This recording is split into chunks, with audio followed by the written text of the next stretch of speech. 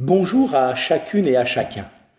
Nous arrivons au terme de ces messages journaliers proposés depuis plusieurs semaines. Dans le chapitre 24 de l'évangile de Luc, nous allons découvrir cette semaine beaucoup de choses qui furent ouvertes. Ce chapitre de Luc 24 est parfois intitulé « Le chapitre des choses ouvertes ».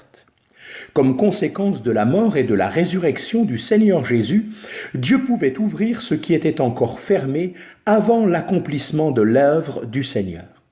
Ce chapitre nous montre particulièrement ce que Dieu, dans sa grâce, a ouvert pour nous.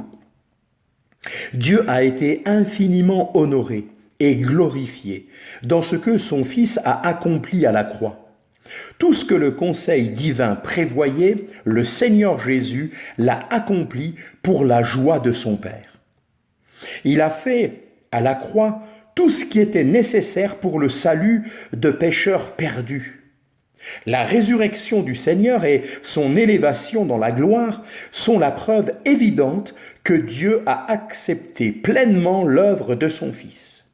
Sur la base de cette œuvre parfaite, Dieu peut nous prouver tout son amour. Il peut bénir ce qu'il aurait dû maudire auparavant. Il peut dévoiler ce qui auparavant était caché. Il peut ouvrir ce qui, dans les temps précédents, restait fermé.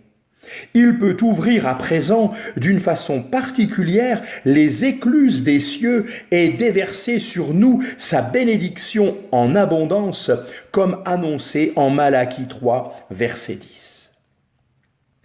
Au début du chapitre, nous voyons le tombeau ouvert. Il est vide parce que Jésus est ressuscité.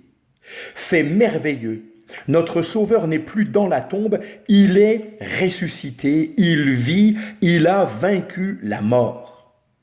La grande pierre qui fermait la sépulture est roulée, non comme on pourrait le penser, pour permettre au Seigneur de quitter le sépulcre, mais au contraire pour démontrer à tous que le tombeau est vide.